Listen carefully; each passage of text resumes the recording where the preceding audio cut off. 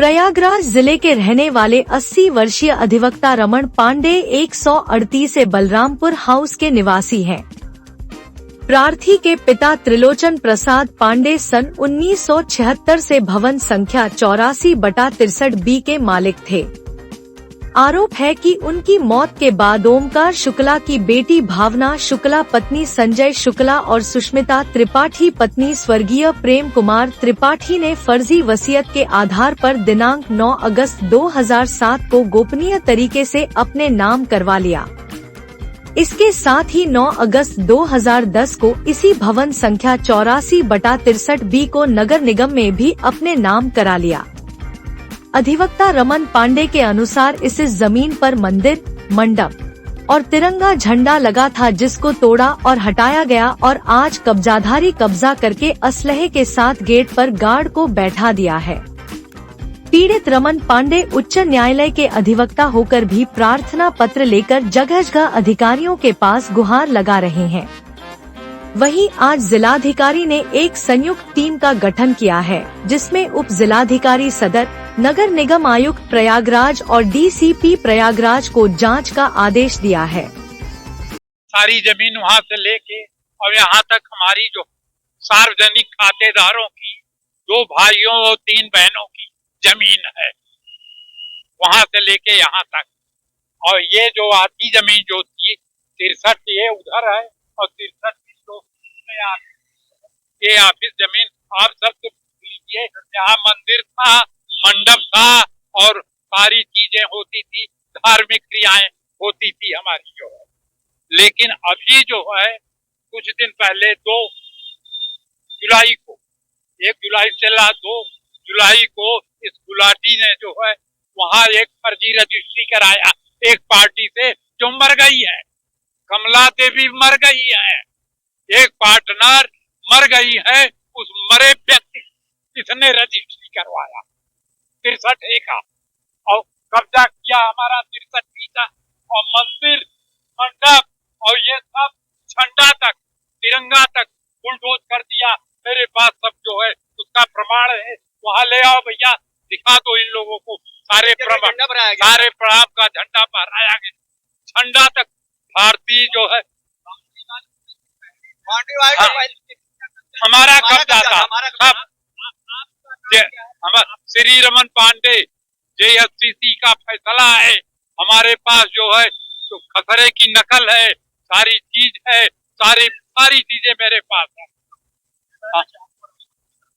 हाँ, पुरस्कार भी है, हम राष्ट्रपति पुरस्कार प्राप्त है। कभी भी किसी के साथ कोई अन्याय नहीं किया है, मैं लायक अफसर था, सारी चीजें थी जो है। लेकिन इस चांडाल हमारा मंदिर गिरा, हमारा झंडा बुलडोज कर सब मेरे पास है। गेट तोड़ दिया क्या? गेट तोड़ के और यहाँ नहीं वहाँ लगाए, चोर वहाँ लगाए हैं।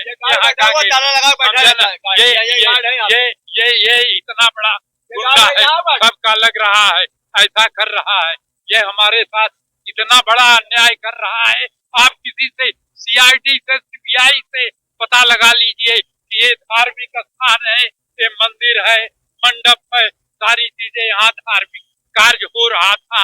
लेकिन ये जबरदस्ती ये आदमी गुंडई पे कब्जा किए। आप हाँ, हमारा नाम है भैया श्री रमन पांडे। हाँ, मैं ला अफसर भी था, मुझे जो है राष्ट्रपति पुरस्कार भी है। मैं रिटायरमेंट के बाद हाई कोर्ट में प्रैक्टिस भी करता हूँ, सारी चीजें करता हूँ। लेकिन इस गुंडे की वजह से हम परेशान।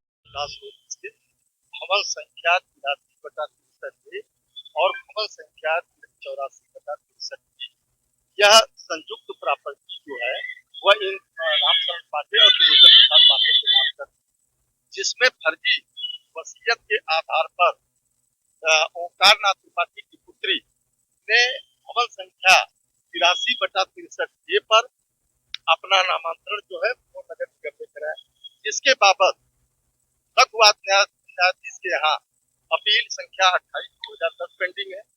ऐसे ही इन्होंने 84/63 पर ओंकार नाथ त्रिपाठी की 2 पुत्रियां भावना शुक्ला और सुष्मिता त्रिपाठी ने फर्जी रिक्वेस्ट बिल के आधार पर इस पर भी नाम चढ़ाने में सफल हुए, जिसके बाबत हमारे त्रिलोचन प्रसाद पांडे के बड़े पुत्र श्री रमन पांडे ने लघुवाद न्यायालय में अपील संख्या 94/2010 दाखिल किया, जिसमें माननीय लघुवाद न्यायालय इलाहाबाद प्रयागराज ने 21/10/20 को इनका नाम निरस्त करते हुए पुनः फाइल जोनल अधिकारी थर्ड नगर निगम कटरा के यहाँ प्रत्यावर्तित किया, जिसके बाबत भवन संख्या 84/63 पर स्वर्गीय त्रिलोचन प्रसाद पांडे का नाम दर्ज हुआ।